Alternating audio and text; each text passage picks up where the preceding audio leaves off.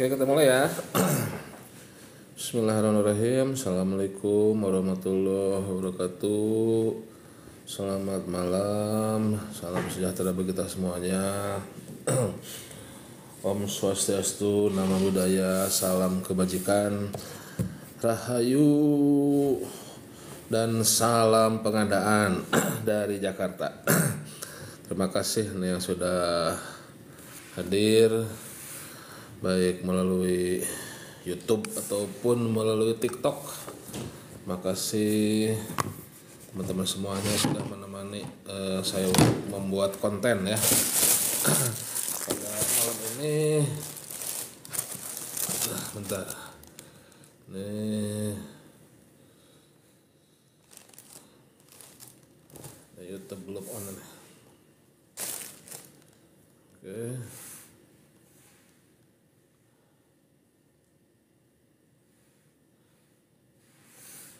Oke, pada malam ini kita akan bahas spesifikasi teknis ya, dan sedia perencanaan ya, barang satu atau dua kali lagi lah ya terkait perencanaan.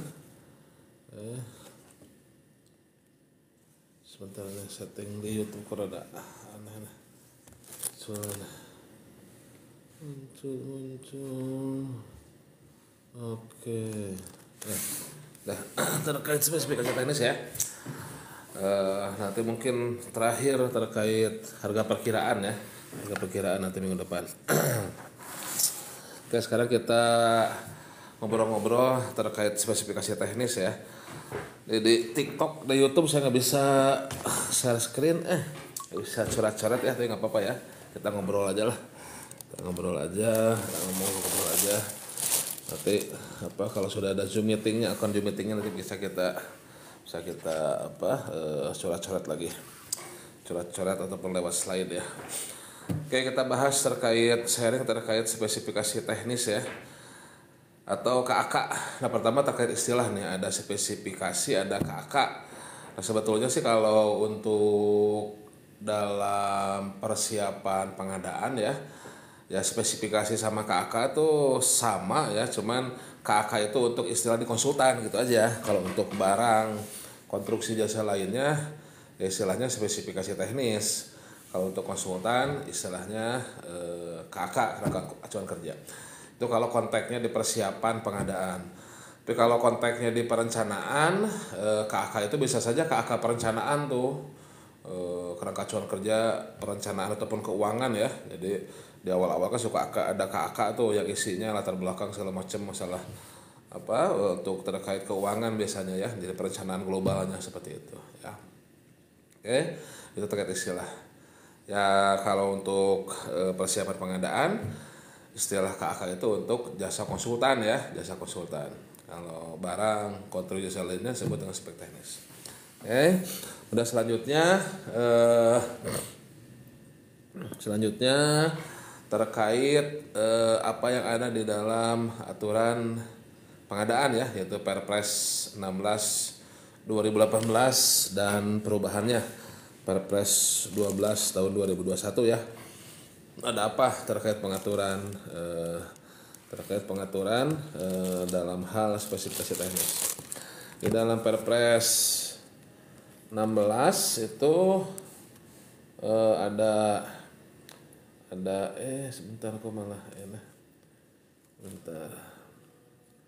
sebentar YouTube-nya malah quit. Maaf sebentar ya, saya setting dulu YouTube nih. Setting YouTube dulu sebentar. Title sebentar ya, mohon maaf gangguan. Ya wae. Oke, next.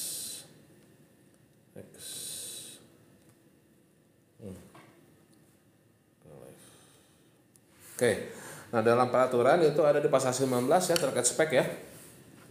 Ada 2 ayat. Nah di pasal 19 ada 2 ayat. Yaitu ayat pertama itu terkait ketentuan pembuatan spesifikasi ya oleh PPK ya. Itu ada 4 kata kunci ya. Ada 4 kata kunci yang harus diikuti oleh PPK dalam membuat spek. Pertama itu ada kata kunci terkait penggunaan produksi dalam negeri. Nah, nanti turunannya ke tingkat komponen dalam negeri ya, ke sertifikasi TKDN. Namun intinya ya dalam membuat spesifikasi PPK itu ya harus mengedepankan spesifikasi ya, harus mengedepankan spesifikasi mengedepankan produksi dalam negeri ya, seperti itu. Oke. Nah terutama ya produk-produk yang memang sudah ada TKDN ya. Jadi prioritas pertama itu adalah produk-produk yang sudah bersertifikasi TKDN, PDN yang sudah ber-TKDN 40% itu baru pertama. Kalau nggak ada ya 25 ada nggak itu kan, kalau nggak ya PDN minimal seperti itu. Itu kata kunci pertama. Kata kunci yang kedua itu adalah produk-produk yang sudah memiliki standar nasional Indonesia SNI. Nah itu. Jadi kalau memang sudah ada SNI-nya ya gunakanlah produk-produk yang sudah ber-SNI itu kan. Biar ya tentunya kalau sudah ada standarnya kan ya tentunya produk kualitasnya bagus ya. Sudah ada standarnya ya. Gitu.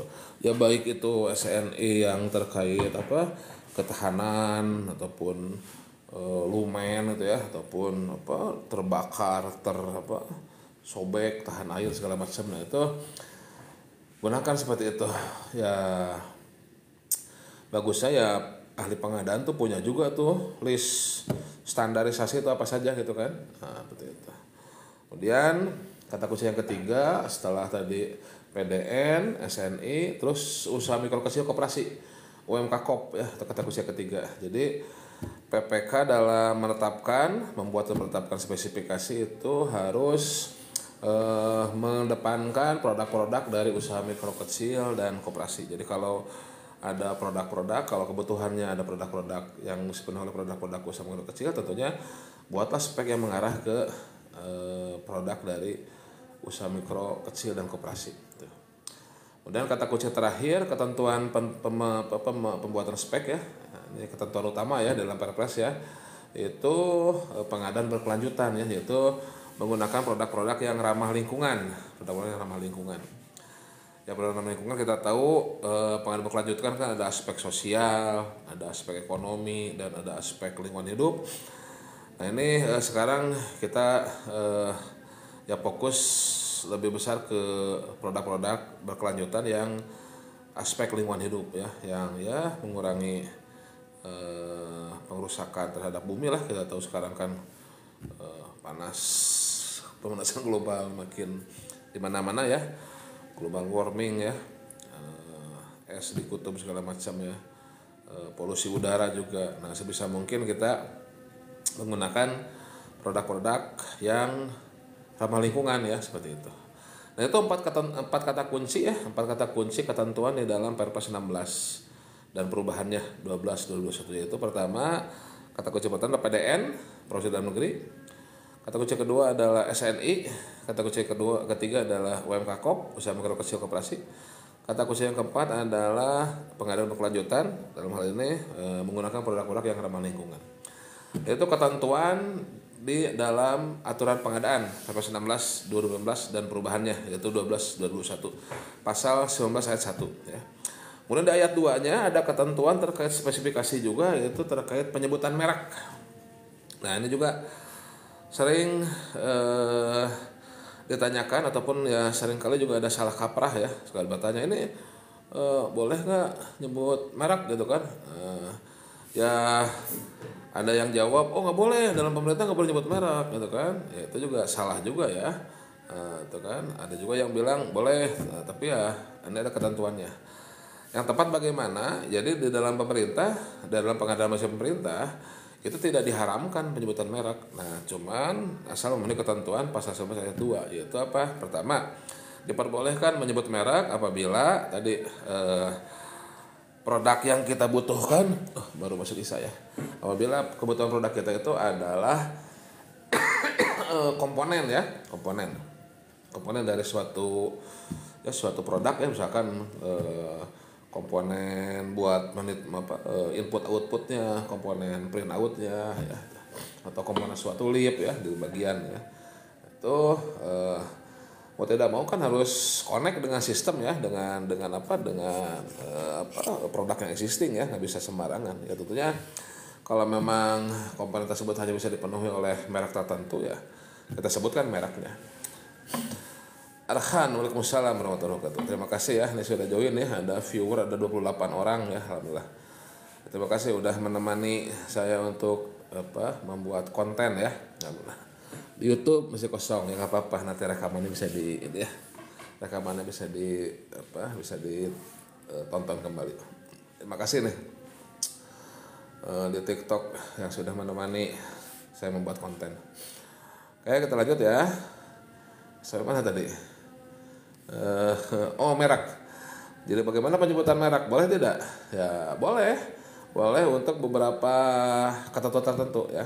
Pertama tadi komponen ya, komponen. Kedua spare part cadangan ya, spare part cadangan ya, seperti cadangan dari mobil ya, ataupun ya peralatan tertentu ya, tentunya kan harus sama mereknya ya, kecuali kalau memang spare partnya bisa universal ya, sudah ada dan universal misalkan relatif sudah bagus ya, silahkan, itu tidak juga nyebut merek. Tapi kalau harus merek itu ya, misalkan mobil nyebut Honda, Toyota atau apa gitu kan, itu berarti ya kita sebutkan mereknya seperti itu ya. Oke. Kemudian bagian dari sistemnya sudah ada ya, sistem misalkan ada, kita punya sistem CCTV atau sistem smart city ya di suatu kawasan ataupun ya suatu kota ya, tentunya kalau memang mereknya harus tertentu ya, agar bisa connect dengan sistemnya ya, mau tidak mau kita harus menyebut merek gitu ya. Oke. Kemudian satu lagi itu kalau dia produk-produk di e-katalog, toko daring melalui purchasing, nah itu kita bisa menyebut merek ya, seperti itu ya.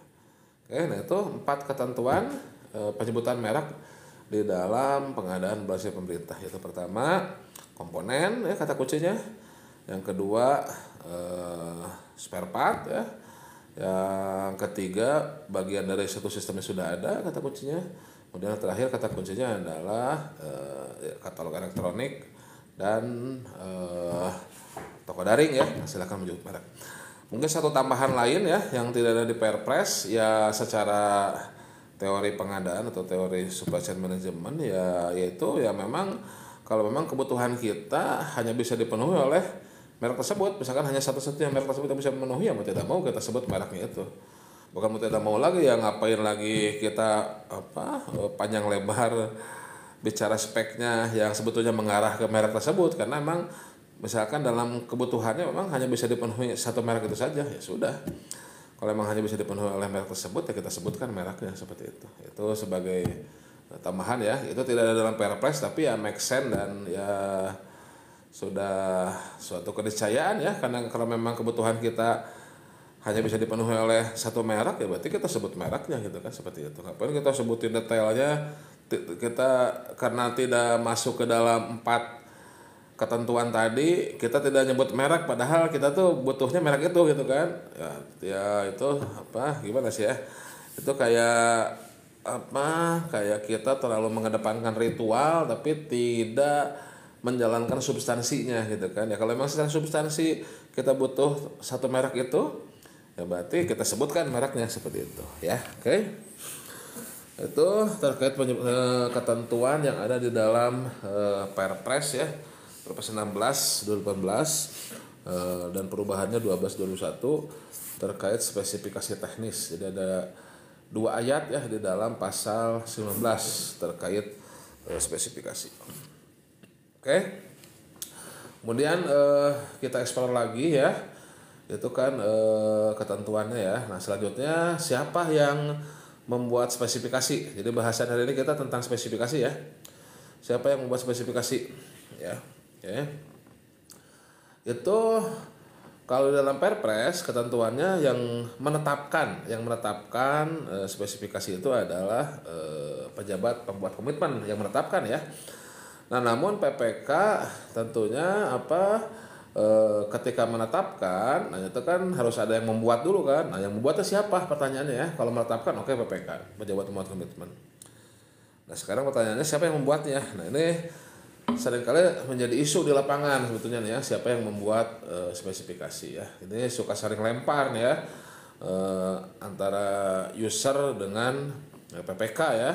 Nah, user PPK ya seringkali kita menyangka user tahu ya terkait kebutuhan mereka, dan logikanya harusnya mereka yang butuh, mereka tahu dong harusnya spesifikasinya seperti itu ya.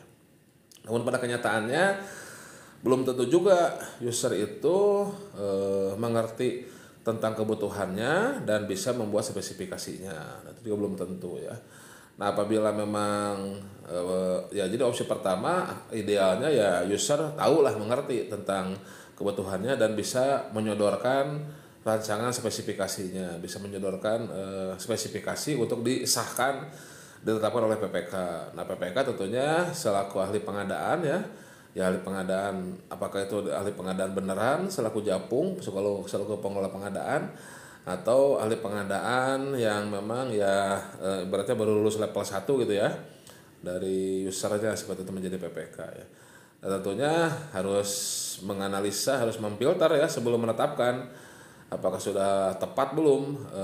Tadi pertama terkait dengan ketentuan pembuatan spek di PP 16 tadi kan ada 4 ya, dan ketentuan mereknya kan seperti itu. Terus juga nanti komponen minimal spek gitu kan, nah, sudah terpenuhi belum, nanti kita bahas. Intinya PPK ketika menetapkan ya harus dianalisa sudah tepat belum nih spesifikasinya. Nah tapi kita kembali bahas who-nya dulu ya, siapa ini ya, siapa yang membuat spek. Jadi ya pertama bisa saja oleh user, yaitu akan bagus kalau usernya mengerti tentang kebutuhannya dan bisa menuangkan dalam speknya. Nanti PPK tinggal menganalisa, tinggal menyesuaikan formatnya kan seperti itu untuk ditetapkan menjadi dokumen persiapan pengadaan ya, spesifikasi itu. Itu kalau usernya mengerti ya. Tapi kalau usernya tidak mengerti, tidak bisa membuat spek, dia sudah membuat kebutuhan ya, bahasanya pokoknya, nah pokoknya ini saya butuh ini, nah itu berarti tugas PPK tuh harus bisa harus bisa menerjemahkan kebutuhan dari user ya, untuk dibuat spek. Nah tentunya dalam membuat spek itu kan dasarnya adalah kebutuhan kan. Nah pertama harus diidentifikasi dulu kebutuhannya apa. Ini siapa yang membutuhkan, di mana membutuhkannya, kapan, bagaimana persyaratannya, requirement-nya. Nah dari situ barulah bisa diturunkan menjadi spesifikasi ya, sesuaikan dengan aturan dan ketentuan ya, aturan ketentuan komponen minimal segala macam. Nanti kita bahas lah itu ya. Jadi bisa saja yang membuat adalah PPK juga. Kalau PPK-nya ya bisa lah mengerti juga teknisnya, atau ya tadi PPK bisa dibantu oleh tim teknis ya, tim ahli ya, tenaga ahli ya, tim atau tenaga ahli yang mengerti tentang barang jasa yang akan diadakan seperti itu ya. Jadi pilihannya itu ya, user, PPK-nya, atau ya tim atau tenaga ahli yang mengerti terkait kebutuhan dari usernya seperti itu ya. Karena PPK oleh Japung misalkan ya, ahli pengadaan, oleh pengelola pengadaan ya, mereka memang ahli pengadaan tapi bukan ahli segalanya kan. Kita mengerti ataupun bisa mengadakan apapun, tapi ya tentunya teknisnya ya tidak mengerti semuanya, bukan ahli segalanya, kita harus belajar juga ya. Cuman bagi saya pribadi, sering saya bilang saya senang menjadi ahli pengadaan karena ya ketika akan melakukan suatu pengadaan saya akan kembali belajar gitu kan, terutama untuk hal-hal yang memang belum ataupun tidak saya mengerti gitu kan. Nah, itu saya akan mencari sumber ahli, dari referensi dari internet tentunya ya, atau dari ChatGPT ya, terkait barang jasa yang akan diadakan. Itu bagi saya pribadi itu untuk belajar terus adalah suatu hal yang menarik gitu kan, untuk menjadi ahli pengadaan gitu ya.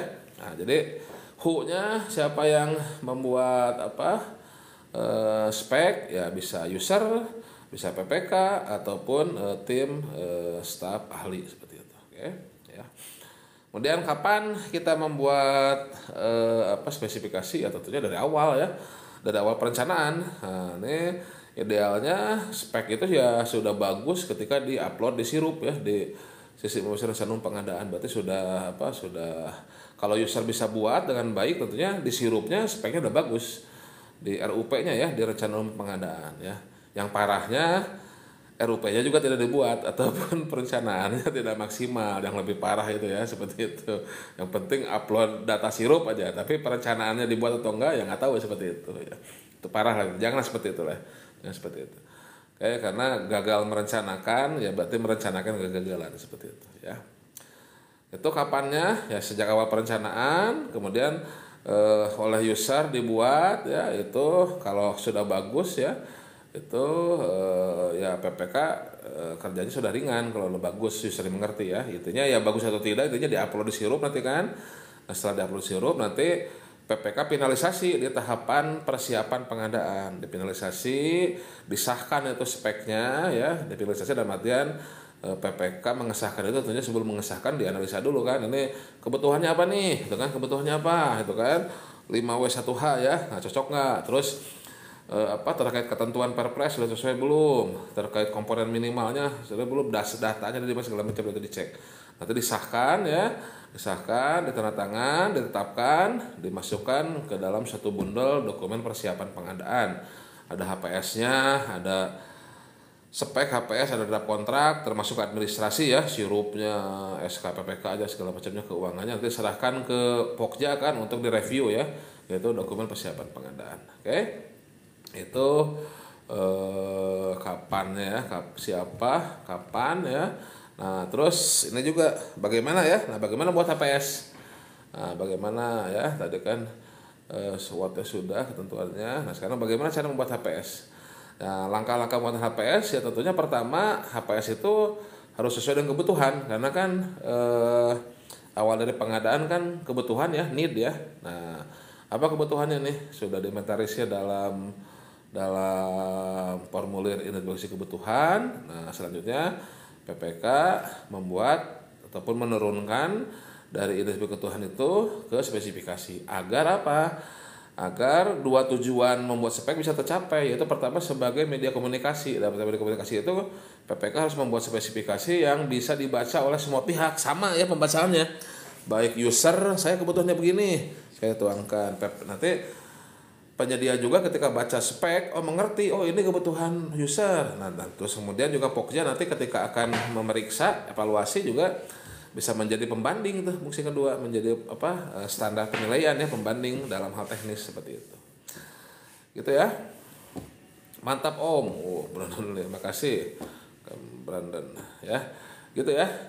Jadi PPK itu harus bisa membuat spek itu agar bisa berfungsi sebagai alat komunikasi antara user, penyedia dan Pokja, dan bisa menjadi sebagai pembanding nanti sebagai alat evaluasi dalam ketika pemilihan penyedia, dan alat evaluasi ketika pembanding ketika pelaksanaan kontrak. Karena kan nanti hasil kontrak kan disesuaikan, ini sesuaikan dengan spek seperti itu ya. Nah, bagaimana caranya tuh? Bagaimana cara membuat spek itu agar bisa menjadi media komunikasi dan pembanding itu ya. Nah, pertama tadi lihat kebutuhannya ya. Harus ada identifikasi kebutuhannya, jelas kebutuhannya, clear ya, jelas kebutuhannya. Setelah jelas kebutuhannya, nah barulah tadi PPK harus membuat spesifikasi dengan 4 komponen minimal. Ya, selain tadi ketentuan di Perpres ada kan ya, Perpres pasal 19 ya, yaitu kata kunci PDN, SNI, UMK KOP, dan pengadaan berkelanjutan yaitu ramah lingkungan ya. Nah, itu ketentuan di Perpres ya dengan penyebutan merek ya. Nah, ini tambahkan lagi sekarang yaitu dalam membuat spek PPK itu harus minimalnya ada 4 komponen penyusun spek gitu ya. Nah, tuh. Apa boleh kita buat spek asal negara Om dengan alasan kualitas? Nanti kita bahas ya, boleh. Nanti kita bahas, boleh kita bahas maksudnya. Nah, ini ya, komponen minimal spesifikasi itu ada 4, yaitu pertama spek kualitas. Jadi tadi sebagai alat komunikasi itu harus bisa mengkomunikasikan kualitasnya apa, harus bisa mengkomunikasikan kuantitasnya berapa dan unitnya apa gitu ya, harus jelas kuantitasnya, dan nanti kuantitasnya bukan hanya jumlah tapi unitnya, karena satuannya berbeda kan, nanti lain lagi ceritanya kan. Kemudian waktu dan tempat ya, serta layanan lainnya. Nah, itu 4 komponen minimal dari spesifikasi. Jadi tidak boleh kurang lah ya.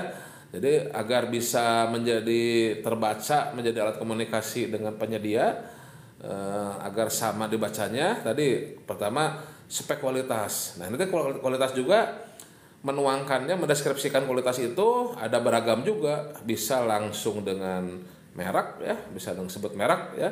Kalau memang tadi memang tidak efektif efisien, kita nyebutin deskripsi panjang lebar, memang sudah ada mereknya, tipenya, sebutin aja merek dan tipenya. Kemudian ada komposisi, kalau memang untuk kebutuhan yang presisi ya kayak obat, gizi ya, nasi sekian gram, protein sekian gram, itu komposisi. Kemudian bisa sampel, kalau tadi juga sama, kalau susah mendeskripsikan pakai sampel aja, gini contohnya nih seperti itu ya. Atau ya kinerja, fungsi ya, kalau kita memang tidak peduli dengan bagaimana prosesnya, yang penting hasilnya, kinerjanya gitu kan. Atau ya kita menggunakan spek teknis detail, yang detail rinci segala macam seperti itu. Nah, itu kualitas. Dari kedua, komponen kedua yaitu harus kuantitasnya, jumlahnya, termasuk ininya apa, satuannya ya, jumlah unit, dus ataupun losin atau apa yang paling tepat seperti itu. Kemudian lokasi ya, lokasi dan waktunya ya. Waktu itu bukan hanya kapan dibutuhkannya, kapan dikirimannya, berapa kali ya, seperti itu. Juga lokasinya di mana gitu ya. Kemudian terakhir adalah layanan lainnya kalau diperlukan layanannya. Tadi yang bertanya apa, Mas Brandon Lee, apa boleh kita buat spek sebut asal negara dengan alasan kualitas? Ya ini intinya spek itu kan kembali ke kebutuhan. Nah, jadi kalau memang apa kebutuhannya hanya bisa dipenuhi oleh satu merek tertentu atau dari negara tertentu ya silahkan ya. Nah, tapi kalau kebutuhannya bisa dipenuhi oleh beberapa merek atau beberapa country of origin, ya tentunya untuk apa, kalau di pemerintah kan ada prinsip bersaing ya, untuk menambah persaingan. Tapi kalau di swasta mungkin bisa saja itu diabaikan, karena swasta kan bisa visi misinya lebih ke profit ya, mana yang paling menguntungkan ya, seperti itu. Tapi kalau di pemerintah kita harus lihat juga ada prinsip etika dan kebijakan ya, ada tujuan dan kebijakan juga ya. Seringkali kadang negara memang tidak terlalu hemat mungkin ya, tapi ini ada kebijakan ke usaha kecil misalkan seperti itu ya, itu menjadi pertimbangan juga kan seperti itu. Nah, tapi kalau memang kebutuhan kita hanya bisa dipenuhi oleh produk dari suatu negara tertentu ya memang kebutuhannya begitu ya, silahkan. Ini kan alasan kualitas. Tapi kan misalkan alasan kualitasnya hanya bisa dipenuhi oleh dari produk negara tersebut, ya sudah ya silahkan ya, oke. Begitu ya, Brandon, terima kasih pertanyaannya. Nah, kita kembali ke laptop ya. Jadi tadi 4 komponen minimal spek ya. Jadi kualitasnya ya, jadi agar bisa menjadi alat komunikasi, agar bisa dibaca oleh penyedia, user juga apa, jadi kebutuhan user ini dibaca oleh penyedia juga sama gitu kan, ini itu sama gitu kan. Nah, itu kita menurunkannya dengan komponen apa, komponen kualitas ya, komponen kuantitas, jumlah, kemudian waktu, tempat, dan ini apa, layanan lainnya. Nah, itu komponen minimal. Oke, jadi kita bisa menuangkan dalam komponen 4 komponen minimal. Terus selain 4 komponen minimal tadi gitu ya, di dalam pembuatan spek juga kita, kalau ini dari teori pengadaan umum ya, di dalam Perpres nggak ada ya, itu ya kita harus membuat Perpres tuh harus, bahasa Inggrisnya tuh robust ya, robust, mantap lah gitu ya, robust ya. Jadi atau diturunkannya tuh ini clean ya, clean, clear, concise, komprehensif ya. Nah itu jadi betul-betul jelas ya. Ini jelas apa sih kebutuhan dari user ya.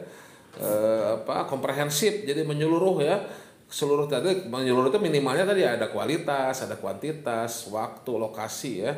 Kemudian layanan. Nah itu ya komprehensif ya. Concise ya, tidak mengulang-ulang atau gimana ya. Jadi jelas ya, jadi tidak ada bias gitu ya, seperti itu.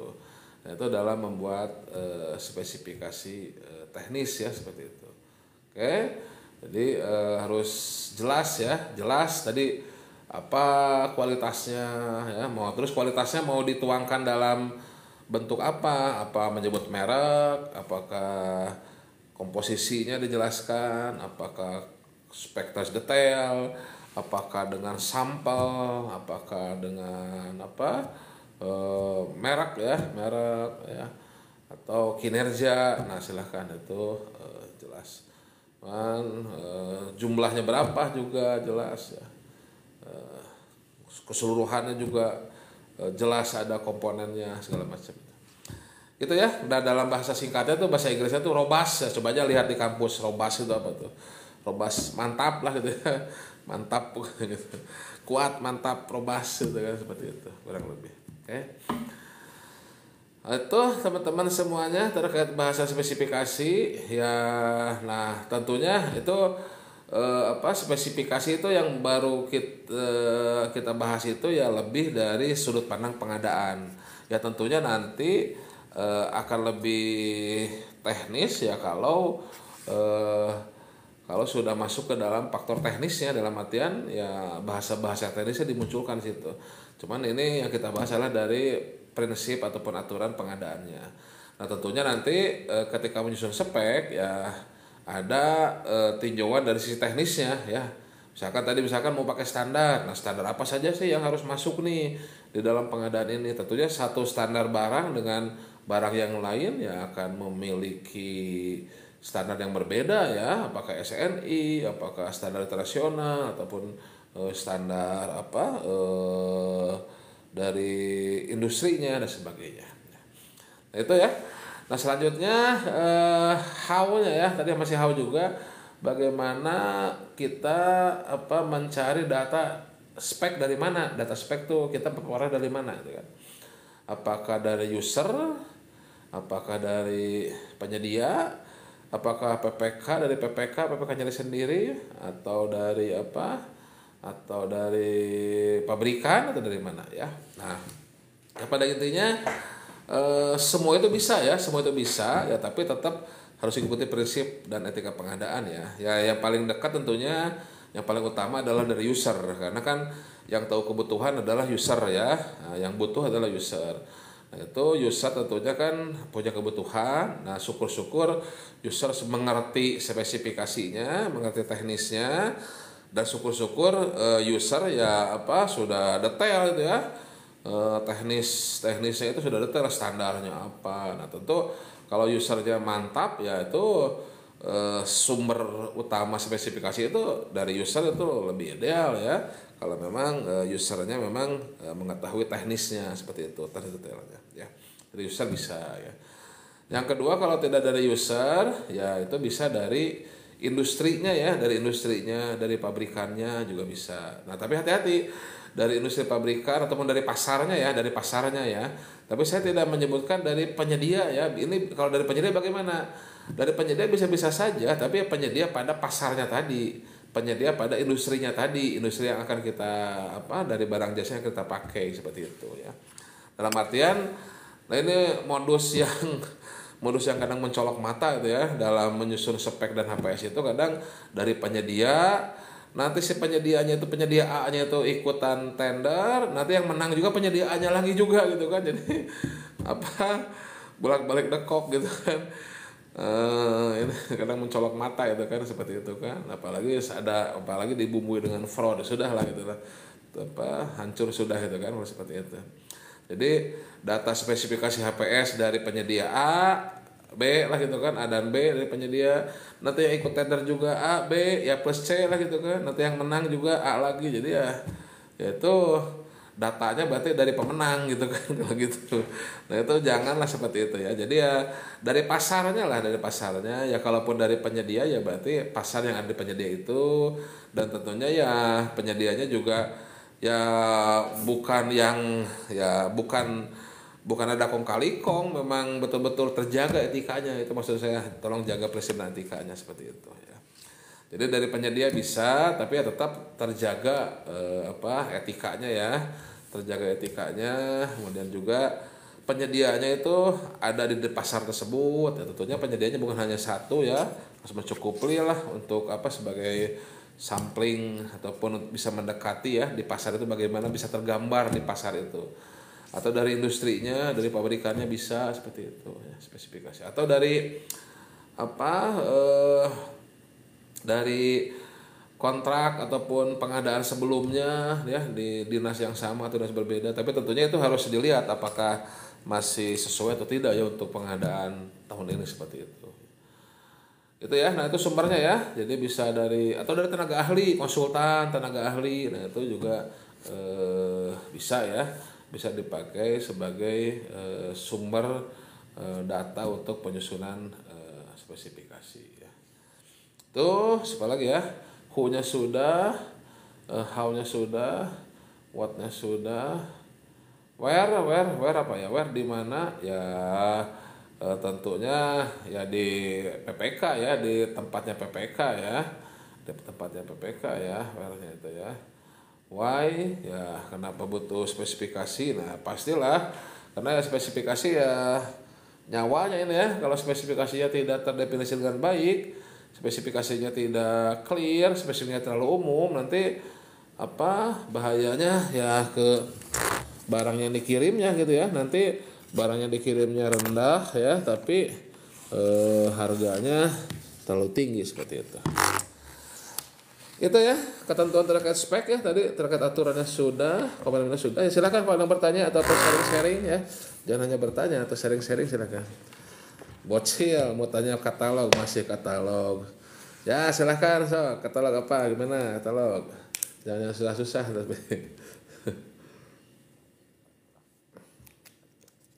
Gimana Om Bocil? Apa namanya apa Om Bocil? Silahkan kalau ada yang mau diobrolin silahkan. Kalau apa saya say hi dulu nih, ada say hi ini maksudnya. Say hi. Silahkan, kalau tidak ada ya kita cukupkan 10 menit. Oke.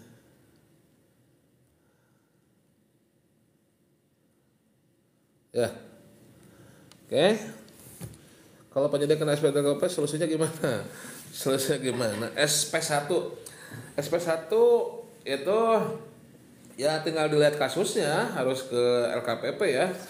Biasanya sih prosedurnya bersurat ke LKPP, nanti diberikan solusinya lah oleh LKPP gitu ya. Kalau SP1 kan bukan karena kebohongan ya misalnya baru di-freeze gitu ya, tidak bisa dijual ya.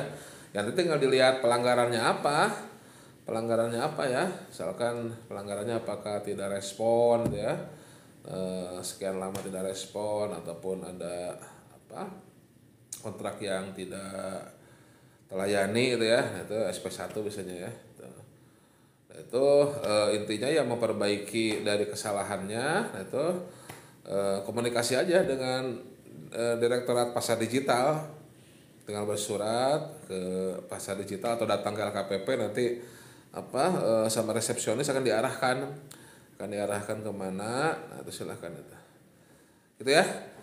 Ini kok responsif insya Allah ya, silakan ya. Yang berat itu kalau blacklist tuh, tapi kalau SP1 sih bisa insya Allah ya. Oke.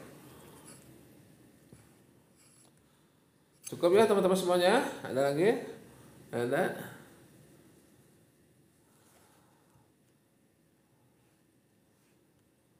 Baik.